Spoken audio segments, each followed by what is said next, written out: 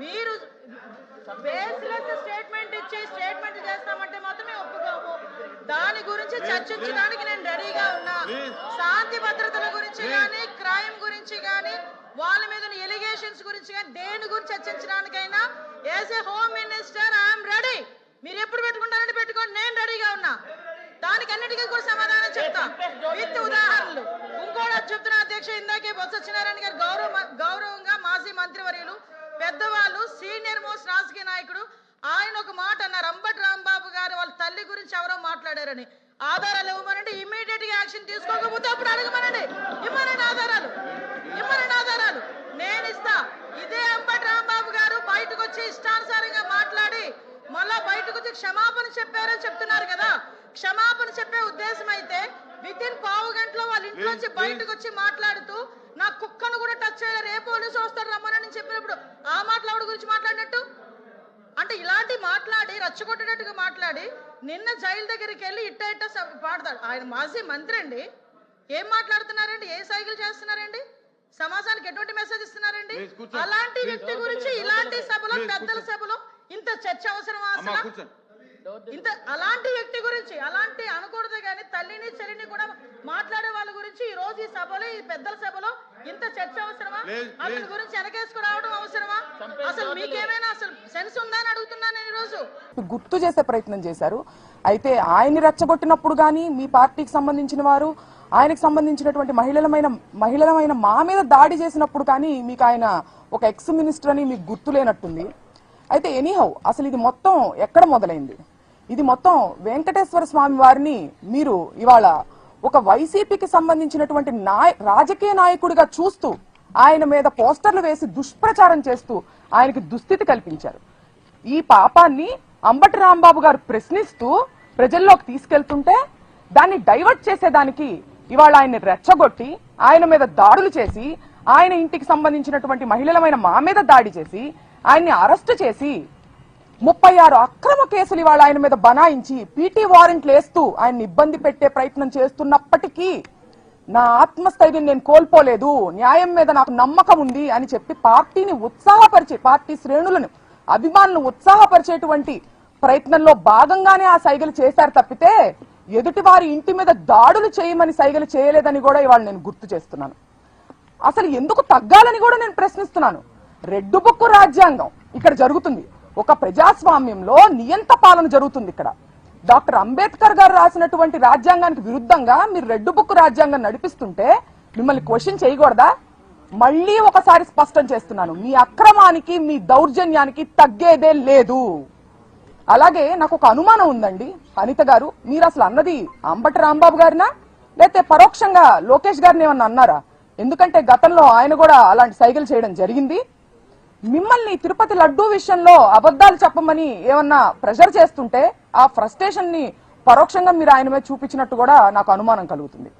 అలాగే ఈ సందర్భంలో మీరు గతంలో అమ్మ అనేటువంటి పదంలో కూడా ఎంత భూతర్థం తీసి మాట్లాడొచ్చు, ఎంత అశ్లీలంగా మాట్లాడొచ్చు అని చెప్పి మీరు ప్రపంచానికి తెలియజేశారు. చూసారా? ఆ ఘనత మీకు మాత్రమే చెందుతుందని కూడా నేను చెప్తున్నాను. అట్లాగే ఇవాళ మీరు తలదించుకునేటువంటి విషయం నేను ఒకటి చెప్తానండి. హోంమంత్రిగా మీ పోలీసులు ఎవరైతే ఉన్నారో మా వైసీపీ కార్యకర్తల మీద దాడి చేస్తుంటే వాళ్ళు ప్రొటెక్ట్ చేయకపోగా మిమ్మల్ని ప్రొటెక్ట్ చేయడానికి మాకు ఆర్డర్స్ లేవు అని చెబుతూ దొడ్డిదారి నుంచి పారిపోండని అంబటి రాంబాబు గారికి వాళ్ళు సలహా ఇచ్చారండి. దీనికి అంబటి రాంబాబు గారు ఏమన్నారో తెలుసా? నా ప్రాణాలు ఇక్కడైనా వదులుతాను, చావనైనా చస్తాను, కానీ దొడ్డిదారి నుంచి పారిపోయే ప్రసక్తే లేదని ఆయన చెప్పడం జరిగింది. మరి మీ పోలీసుల పనితీరు ఎట్లా ఉందో ఒకసారి మీరు ఆలోచించుకోవాలి. అలాగే ఇదే సందర్భంలో మంత్రివర్యులు లోకేష్ గారు మాట్లాడుతూ సీఎం గారి తల్లిని అన్నారు అని చెప్పి ఆయన అనడం జరిగింది. సీఎం గారి తల్లి అయితే ఒకటి, ఇంకొకరి తల్లి అయితే ఒకటా అండి? తల్లులందరూ ఒకటే కదా. మీరు పవన్ కళ్యాణ్ గారి తల్లిని తిట్టచ్చు, ముద్రగడ గారి ఇంట్లో ఉన్నటువంటి మహిళల మీద దాడి చేసి వాళ్ళని లకారాలతో మీరు తిట్టచ్చు. ఇవాళ అంబటి రాంబాబు గారి ఇంట్లో మహిళలమైన మా మీద దాడి చేసి మమ్మల్ని తిట్టచ్చు. అలాగే నల్లపురెడ్డి ప్రసన్న కుమార్ రెడ్డి గారి ఇంటి మీద మీరు దాడి చేసి వాళ్ళ ఇంట్లో 90 ఏళ్ల వయసు ఉన్నటువంటి తల్లి గారి మీద దాడి చేసే ప్రయత్నం మీరు చేయొచ్చు. జోగి రమేష్ గారి ఇంట్లో మహిళలు లేరా అండి? ఆ ఇంటి మీద కూడా మీరు దాడి చేయొచ్చు. దీన్ని ఖండించాల్సినటువంటి అవసరం మీకు లేదా?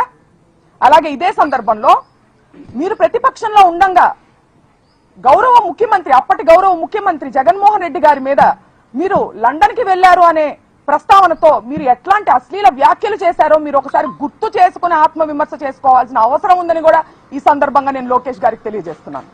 అలాగే ప్రశ్నించడానికే ఉద్భవించింది జనసేన పార్టీ అని చెప్పారు పవన్ కళ్యాణ్ గారు.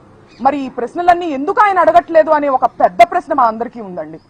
దయచేసి మీరు వీటన్నిటిని ఖండిస్తూ వాళ్ళని ప్రశ్నించాలని కూడా నేను కోరుకుంటున్నాను. ఎవిడెన్స్ ఏమన్నా లేడీ దగ్గర మాకు ఇస్తే మేము చర్యలు తీసుకుంటామని సభలో హోంమంత్రి చెప్తారు. అంటే ఆమె తెలియదు అంటారా రాంబాబు గారికి? అంటే ఎంత దురదృష్టం అంటే అండి, ఇవాళ ఆవిడ మహిళ, ఒక హోమ్ మినిస్టర్, ఒక రాష్ట్రానికి సంబంధించిన హోమ్ మినిస్టర్ అనేది ఆవిడ మర్చిపోయారు. కేవలం ఒక టీడీపీకి సంబంధించినటువంటి కార్యకర్తగానే ఆవిడ స్పందిస్తున్నారు. ఇరుపక్షాల ఉన్నటువంటి తప్పుల్ని ఖండించాలి వివక్ష లేకుండా అనేది ఆవిడ బాధ్యత కాదా? ఇటు పక్కన వాళ్ళ గ్రంథాలయం చైర్మన్ వందన గారు చేసినటువంటి వ్యాఖ్యలు ఆవిడకి చేరలేదా? అవి రెచ్చగొట్టేటివి కాదా?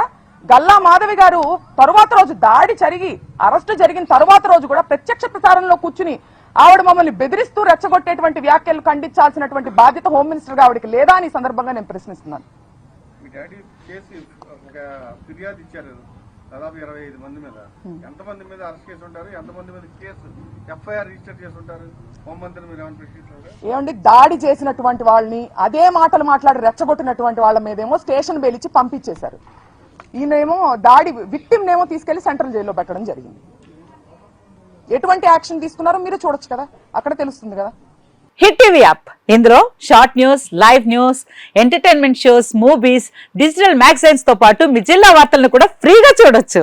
ఇంకెందుకు ఆలస్యం, వెంటనే హిట్ టీవీ యాప్ ని డౌన్లోడ్ చేసుకుని ఫ్రీగా ఎంటర్టైన్మెంట్ పొందండి. Hit TV app. Hit TV app. Please download hit TV app. Hit TV app ని ఫ్రీగా డౌన్లోడ్ చేసుకుని ఎంజాయ్ చేయండి. మీకు నచ్చిన ఎంటర్టైన్మెంట్ కోసం హిట్ టీవీ యాప్ ని ఫ్రీగా డౌన్లోడ్ చేసుకుని ఎంజాయ్ చేయండి. హిట్ టీవీ యాప్ ని డౌన్లోడ్ చేసుకుని ఆస్వాదించండి, ఆశీర్వదించండి. ఇంతమంది సెలబ్రిటీలు హిట్ టీవీ యాప్ ని డౌన్లోడ్ చేసుకోండి అని చెప్తున్నారంటే ఎంత మంచి యాప్ ఆలోచించండి.